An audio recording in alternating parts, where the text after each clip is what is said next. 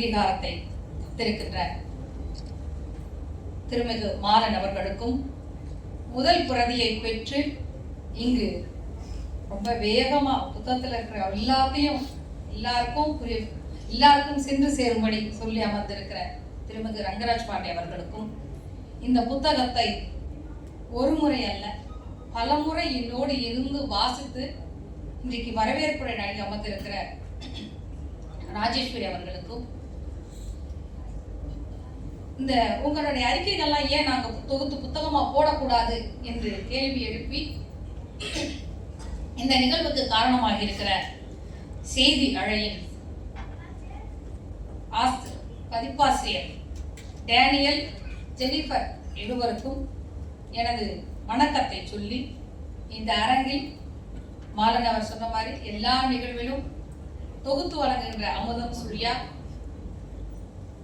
பத்மஜா நாராயணன், எல்லா எங்களோட கவிதை பயணத்தில் தொடர்ந்து பயணித்திருக்கிற வைகை செல்வி, அதற்கப்புறமாக இங்கு ஒரு கலவையான ஒரு கூட்டம். எல்லாருக்கும் கேள்வி இருந்தது. இது அரசியல் புத்தகமா? அப்ப அரசியல் ஆட்கள் வரணுமா? அரசியல் ஆட்கள் புத்தக வெளியீட்டு கூட்டம் நடத்துறது இல்ல. இலக்கிய கூட்டமா? சூர்யாவுக்கு கூட தயக்கம்.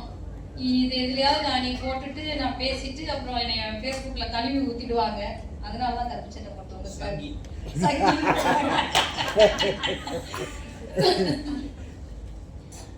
அப்படின்னு. அடுத்து அப்ப இந்த இடைவெளிக்கு இடையில தொடர்ந்து எல்லா அமைப்புகளோடும் இந்த அரசியல் வாழும் பயணிக்க கிடைத்திருக்கிற வகையாக இன்றைக்கு தூய்மை பணியாளர்களின் போராட்டத்தை முன்னெடுத்த தோழர் எஸ் குமார் அவர்கள் இங்கு வந்திருக்கிறார். தமிழ்நாடு நாடார் சங்கத்தின் நிர்வாகிகள் வந்திருக்கிறார்கள். சுதேசி அருண் அவர்கள் இங்க வர்த்தக சங்கத்தை சார்ந்த அவர் வந்திருக்கிறார். இன்னும் சொல்ல போனால்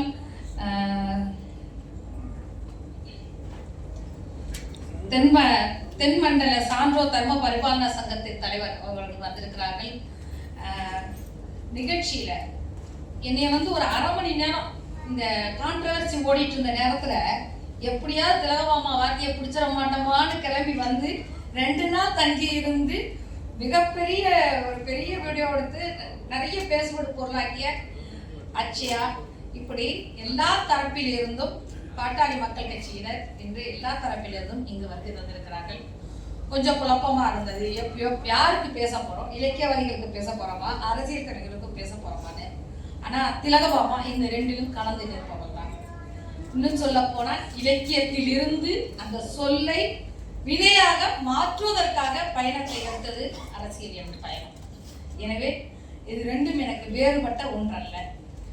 இன்னொன்னு, அண்ணா பேரையும் போட்டீங்க, ஐயா பேரை போட்டாங்களா, முன்னக்கூடிய கேள்வி வச்சிங்க. இன்றைக்கு சில மாற்று கருத்துக்கள் இருக்கலாம். ஆனால் இந்த அரசியலுக்கு நான் உள்வருவதற்கு சிவகாசியிலிருந்து என்னை ஒருத்தர் கண்டெடுத்தார் என்றால் அது மருத்துவர் ஐயா அவர்கள் தான். அதனால் அந்த எதிர்ப்பை என்னைக்கு மாற்றிக்கொள்ள முடியாது. கருத்து வேறுபாடுகள் வரலாம், ஆனால் மனிதர்கள் மேல் நாங்கள் ஒரு நாளும் வெறுப்பாக அதை மாற்றிக்கொள்வதில்லை. அது இலக்கியம் எங்களுக்கு தந்திருக்கிற பண்பு என்று நான் நம்புகிறேன். இன்னும் சொல்ல போனா சுயமரியாதை மண் பட்டியல்கள் பற்றி தந்திருக்கிற பண்பு என்று கூட நான் சொல்லிக் கொள்ளலாம் என்று நினைக்கின்றேன். 2006 இருந்து இப்போ வரைக்கும் இருந்த அரசியல் சார்ந்த அறிக்கைகள், இந்த அரசியல் சார்ந்த அறிக்கைகள்ல பொது நலன் சார்ந்த அறிக்கைகள் அப்படிங்கிற மாதிரி தான் பார்க்கணும். அப்ப சங்கங்கள், நாடார் சங்கங்கள் இருந்த பிரச்சனைகளை தொடர்ந்து பேசிக்கொண்டு இன்னொன்று சொல்ல சண்டை அடிச்சிருக்கோம். இந்த சங்கத்தில் இந்த தலைவர் வேண்டாம், அதுக்கு பதிலாக இந்த கட்டமைப்பை மாத்துங்கன்னு உள்ள போய் சேரால் அடி வாங்கிலாம் வெளியே வந்திருக்கோம். காலத்திற்கு ஏற்றாற்போல் சில கருத்துக்களும் மாறிக்கொண்டே இருக்கிறோம். பட்டிவீரம்பட்டியிலிருந்து நான் வந்தபோது நான் என்ன சாதின்னு எனக்கு பட்டிவீரம்பட்டி சொல்லித்தரல. சௌந்தரபாண்டியனார் காலத்தை அவங்க வளர்க்கமோ என்னமோ தொடர்ந்து எதிர்க்கிற நபர் யார், என்ன சமூகம் என்று பார்ப்பதற்கு எனக்கு சொல்லித்தரப்படவில்லை. ஆனால் வெளியே விழுந்த போது, இல்ல இந்த சமூகத்தோடு கிராமங்கள் தோறும் பயணிக்கிற போது, இந்த சாதி என்று ஒன்று இருக்கிறது, அதை எப்படி நாம் கடந்தேக வேண்டும், சுமூகமாக எப்படி கடந்தேற வேண்டும் என்று யோசிக்க வேண்டிய கட்டாயம் வந்து வருகிறது. கட்டிவரம்பட்டியிலிருந்து வரப்போற போது முத வெளியே வந்தோடனே என்ன எல்லாம் சாதி பேர் கேட்கிறாங்க, இந்த சாதி ஒதுக்கீடு தேவையாங்கிற கேள்வி கூட அப்ப இருந்தது. ஆனால் எங்க வெளியே வந்து இங்க வட மாவட்டங்கள்ல, தமிழகத்தின் வட மாவட்டங்களில் கிராமங்கள் தோறும் பயணிக்கிற போது எந்த சமூகம் ஆண்ட சமூகம் என்று சொல்கிறீங்களோ அதுவே ஒரு இடத்துல அண்டாடங்காட்சியாவும் உட்காந்துட்டு இருக்கிற சூழல பார்த்துட்டாரு. அப்போ சமூக சங்கங்கள் என்ன பணியாற்றுகிறது, இல்ல சமூக அமைப்புகள் என்ன பணியாற்றுகிறது, இல்ல அரசியல் இதை எல்லாவற்றையும் சரி செய்வதற்கான எந்த இடத்தை கையில் வைத்திருக்கிறது, இப்படி ஏகப்பட்ட கேள்விகளை உள்ளடக்கி கொண்டே இதுல கொஞ்சம் தான் எழுதி பார்த்திருக்கு. எல்லாத்தையும் எழுதி பார்க்க முடியல. லட்சுமி அம்மா எனக்கு மாலன் அவர்கள் நினைவுபடுத்தினார். இந்த எழுத்துக்கு நான் வர்றதுக்கு வீட்டை விட்டு இந்த சமூகத்தோட தொடர்பு கொள்வதற்கு மிக முக்கியமான காரணம் லட்சுமி அம்மா. அவர்களுக்கும் எனக்கும் 50 வருஷ இடைவெளி. 75 வயதில் அவர்களை சந்திக்கிறேன். அப்போது எனக்கு 25 வயசு. இந்த உலகத்துக்கு என் எழுத்தை வெளியே கொண்டு வந்தவர் லட்சுமி அம்மா. ஆனால் அரசியல் பக்கம் நான் வந்த போது ரொம்ப பயந்தாங்க, எழுத்து காணாம போயிடும், ஐயோ எழுத்து தொலைச்சிடாதப்பா. ஆனா அரசியலும் நான் சந்திக்கின்ற இந்த மக்களும் இங்கு சந்திக்கிற பிரச்சனைகளும் இன்னும் எனக்கு அதிகம் எழுத வேண்டிய தேவையை கொடுத்து கொண்டே இருக்கிறது. சொல்ல போனால் 15 நாள் சிறையில இருந்தத வெளியே வந்து 100வது நாள்ல அந்த சிறை அனுபவம் புத்தகமா போட்டேன். ஆனா இன்னமும் 130 பெண் கைதிகளுடன் இருந்த அந்த 15 நாட்களில் உள்ளுக்குள்ள ரணமா உறுத்திக்கிட்டே இருக்கு. எழுதிட்டே இருக்கிறேன். அந்த நாவல் எப்போ முடியுதோ அது வரைக்கும் நம்மளுக்கான களம் வந்து எழுத்து, இந்த செயல்பாடும் எழுத்து இதோட சேர்ந்துதான் பயணிச்சுட்டு.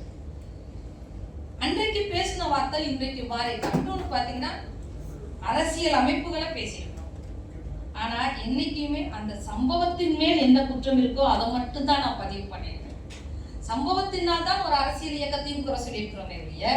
எந்த இடத்துலயும் அரசியல் இயக்கமே முற்றிலும் தவறு என்ற வார்த்தையை நான் எந்த அந்த அந்த அந்த வாதத்தை எனக்கு வந்து என்னுடைய இலக்கியமோ என்னுடைய சூழலோ பழக்கவில்லை. அதனால அதிமுகவா சரி, பாஜகவா இருந்தாலும் சரி, அன்றைக்கு அந்த சம்பவங்களின் மேல நம்ம குற்றச்சாட்டை வைக்கிறோம். அது கடந்து வருகிற ஒரு அடுத்து எந்த 2021 திமுக உள்ள வந்த பிறகு சரி 10 வருஷம் கழிச்சு ஆட்சியை கையில கொடுத்துட்டாங்கல்ல, ஏதாவது நல்லது செய்து ஒரு பாராட்ட வாங்கிட மாட்டாங்களா, செய்யட்டும் பாராட்டிட்டு போற நினைப்பு கூட என் மனசுல இருந்தது. ஆனா இன்னைக்கு அது எதுவுமே இல்லாம தொலைச்சு தூக்கி வச்சிருக்கிறாங்க. இன்னைக்கு இந்த பதிவுகள் அத்தனையும் சொல் வந்து ஏதாவது ஒரு வகையில வினையாற்றியே ஆக வேண்டும். அது ஆற்றுனா அந்த சொல் பயனில்லாத சொல்லா மாறிடும். இன்னும் சொல்ல போனா இலவசங்களா ஏமாற்றுகள் இந்த கட்டுரைய நான் வந்து அப்ப பத்திரிகைகள்லாம் வேகமா வாங்கி போட்டேன். தமிழ் மனம் ஒரு வெப்பேஜ் வந்தது. நீங்க இப்ப முகநூல் வந்த பிறகு எல்லாரும் எழுதுறாங்க. ஆனா முத இணையங்கள்ல எழுதுறது வந்து அரிதா இருந்த நேரத்துல இந்த கட்டுரை வந்த பிறகுதான் விலையில்லாத வார்த்தையை அரசு மாத்துச்சு. அதை எனக்கு ஆத்தென்டிக்கேட்டா பதிவு பண்றதுக்கு இல்லைனாலும் எனக்கு அந்த சம்பந்தத்தை நல்லா தெரியும். இலவசமா ஏமாற்றுகளின் கட்டுரை வந்த பிறகுதான் விலையில்லாதங்கிற வார்த்தையை மாத்துறாங்க. அப்போ ஒரு சொல் வினையாற்று, ஒரு சொல் அரசியலா மாறு. பள்ளியறைங்கிற வார்த்தைய தூங்க போற இடமாக ஒருத்தரால சொல்ல முடியுது, விழுத்தெடுக்கிற இடமாக ஒருத்தரால சொல்ல முடியுது. அப்போ ஒரு வார்த்தைய அரசியலா மதம் கூட சில நேரம் மனிதன் மாற்றம், சமூகம் மாற்றம். அப்ப இந்த சொல் ஏதாவது ஒரு இடத்தில் என்னுடைய ஒரு மந்திரமாக மாறிடாதாங்கிற அக்கறையில மீண்டும் மீண்டும் என் மனவழியை, என் கேள்வியை எழுதி பார்த்து கொண்டே இருக்கின்றேன். இன்னும் சொல்ல போனால் இங்க இருக்கிற எல்லா அரசியல் எனக்கு ஒரு அந்நியமான அரசியல் தான். நான் பல நேரம் அதுக்கு நான் பொருத்தமானவளா என்ற கேள்வி கூட இருக்கிறது. காரணம், நீங்க அடிக்கடி உச்சரிக்கிற வார்த்தை அந்த நேர்மை. நீங்க நேர்மையா ஒண்ணும் இல்ல, நீங்க ஒருத்தர் வீட்டுக்கு போயிட்டு சாப்பிட்டீங்களான்னு கேட்டாங்கன்னா சாப்பிட்டுட்டு வந்துட்டேன்னு போய் சொல்றது நம்ம நலம் பயக்குமே என்று நம்பி சொல்லுகிறோம். அப்படியான ஒரு நேர்மையை தான் நம்ம கையில வச்சிருக்கோம். இன்னைக்கு ஏன் வரலன்னா, இன்னைக்கு உண்மையிலேயே பல பேர் வர முடியாத காரணம் இருக்குன்னா, உங்க கூட்டத்துக்கு வந்தா பணி டிரான்ஸ்பர் ஆயிடுங்கிற பயன் கூட சில இப்படி எல்லாம் இருக்கு. அப்போ என்னுடைய புத்தகத்தை ஒரு பதிப்பாசிரியர் 10 பிரதி எல்லாம் சரி பார்த்து கொண்டு வந்து கொடுத்த பிறகு இல்ல இந்த புத்தகத்தை பதிப்பிக்க முடியாது, நான் போட முடியாது, உங்க புத்தகத்தை போட்டா வேறொருத்தவர்கள் புத்தகத்தை தரமாட்டேன் என்று அடம்பிடிக்கிறார்கள் என்று பதிப்பாங்கள் என் புத்தகத்தை நிராகரித்தோம். மிகப்பெரிய புத்தகம், இன்னைக்கு ட்ரெண்ட்ல இருக்கிற புத்தகம் கிடையாது.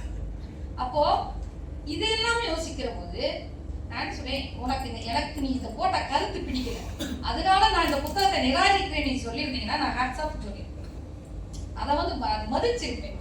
ஆனா உன் புத்தகத்தை போட்டா இன்னொருத்தர் புத்தகம் போட விடமாட்டாங்க அப்படின்னு சொன்னா, புத்தகம் எனக்கு வியாபாரம் ஆகாதுன்னு சொன்னா, நீங்க இலக்கியத்துக்கு என்ன செய்ய வரீங்க? நீங்க உங்களால நேர்மையா இருக்க முடியல, எங்களால உண்மையா இருக்க முடியல, நாங்க நினைச்சதை சொல்ல முடியல. நானும் கூட தவறுகள் செய்யலாம், எல்லோரும் மனிதன் தவறுகள் செய்யலாம். ஆனா தவறுக்குள்ளேயே நான் நின்று கொண்டிருப்பேனா? இல்லை. அதுல இருந்து வெளியே வர பார்க்கிற முயற்சி தான் திரும்பி திரும்பி ஒவ்வொரு விஷயத்தையும் நாங்கள் செய்து பார்க்கிறோம், எழுதி பார்க்கிறோம். ஆனால் இன்னும் நம்மளால் இந்த அரசியலை எவ்வளவு விளக்கமா பேசினாலும் நாம சொன்னாக மாற்ற முடியும். ஏன் அறிவு சார்ந்த இடங்களில் கூட இன்றைக்கு போலித்தனங்களும் பொய்மைகளும் குடியேறிவிட்டன. ஆசிரியர் பணிக்கே நாங்கள் லட்சங்கள் கொடுத்துதான் உள்ளே போய் உட்கார வேண்டி இருக்கிறது. அப்புறம் எப்படி அந்த ஆசிரியர் என் பிள்ளைகளுக்கு விழுமியங்களை சொல்லிக் கொடுப்பார்? அப்போ என்னுடைய தலைமுறை நானே பல நேரம் தனித்து விடப்பட்டதாகத்தான் உணர்கிறேன். அந்த தனித்து விடப்பட்ட இடத்திலிருந்து யாரையாவது கூட்டு சேர்த்துக் கொள்ள மாட்டோமா? எங்கேயாவது ஒவ்வொரு இடத்திலிருந்தும் நம் உணர்வோடு பொருந்து போகிற ஒரு இலை கிடைக்காதா என்ற உணர்வுதான் மீண்டும் மீண்டும் பிரச்சனைகளை எழுதி பார்க்க வைக்கிறது. இல்லை என்றால் நீங்க சொல்லுவது பேசலாம், போராடலாம், அல்லது டிபேட்ல பேசிட்டு சேனல்ல நிறைய நம்ம முகம் தெரிஞ்சதுன்னு சந்தோஷப்பட்டுட்டு போயிடலாம். ஆனா அது போதுமானதாக இல்லை. எனக்கு என் சொல் ஏதாவது ஒரு நிலத்தில் விழுந்து ஒரு வினையாக மாற வேண்டும். அது சங்கங்கள் இருந்து தொடங்கலாம், சாதி சங்கங்கள் இருந்து கூட தொடங்கலாம். ஏன் இன்னைக்கு சாதி சங்கங்கள் உண்மையிலேயே நமக்கு என்ன செய்யணுங்கிறது தெரிஞ்சிருக்கானா? மரணம் போறோம், ஒரு மரணம் போட்டோ எடுக்கிறோம், முகநூல்ல போட்ட பிறகு அந்த மரம் நம்மளுக்கு அப்படிலாம் நம்ம மரணத்தை மட்டும் செய்தியா உண்மையா செய்திருந்தோம்னா இன்னைக்கு தமிழ்நாடு காடா இருந்திருக்கும். தமிழ்நாடு காடா இருந்திருக்கும். எல்லோரும் சமூக அக்கறையோடு இருக்கிறோம் என்பது காட்டிக்கொள்ள விரும்புகிறோம். உண்மையாக இருப்பதற்கு சில சந்தர்ப்பங்கள் மட்டுமே நமக்கு வாய்க்கிறது. இந்த மது விற்பதற்கு எதிராக போராடி 15 நாள் சிறை சென்ற போது 5 மணி வரைக்கும் உள்ள வச்சிருந்து விட்டுருவாங்கன்னு நம்பிட்டு விட்டுருவாங்கன்னு எல்லாரும் சொல்றாங்க. எனக்கு அது தெரியாது. ஏன்னா நான் போனேன், என் சொன்னோட கேட்கல, கடையை மூடுறதுக்கு நிட்டு வாங்கி வச்சிருக்கிறேன். அவன் திறக்கிறான், போலீஸ் காவல் இருக்கு. அங்க இருக்கிற பெண்களை பூரா பெண்களை அசிங்கமா வந்துட்டா வெளியே ஓடி போயிடுவாங்கன்னு சொல்லும் போதுதான் எனக்கு கோவம் வருது. அங்க இருக்கிற கல் எடுத்து அந்த பூட்டை கடையை உடைச்சு உள்ள இருக்கிற எடுத்து தீ வச்சு கொளுத்திட்டு தான் வெளியே வரும். ஆனா 5 மணிக்கு உள்ள வந்த ஒவ்வொரு அரசியல்வாதிகளும் முக்கிய நபர்கள் சொன்னது, போராடுவது எப்படி என்று தெரிந்து கொள்ளாமல் வந்து விட்டீர்கள், எங்கள்கிட்ட கேட்டுருந்தா சொல்லியிருக்கலாம். எப்படி நாங்க போராட போலீஸ்காரன்ட்ட சொல்லிட்டு போய் உட்காந்து போட்டோ எடுத்துட்டு பார்த்தா ட்ரெயின் பின்னாடி திரும்பி போயிட்டு இருக்கோம். ரயில் மறியல் போராட்டம்.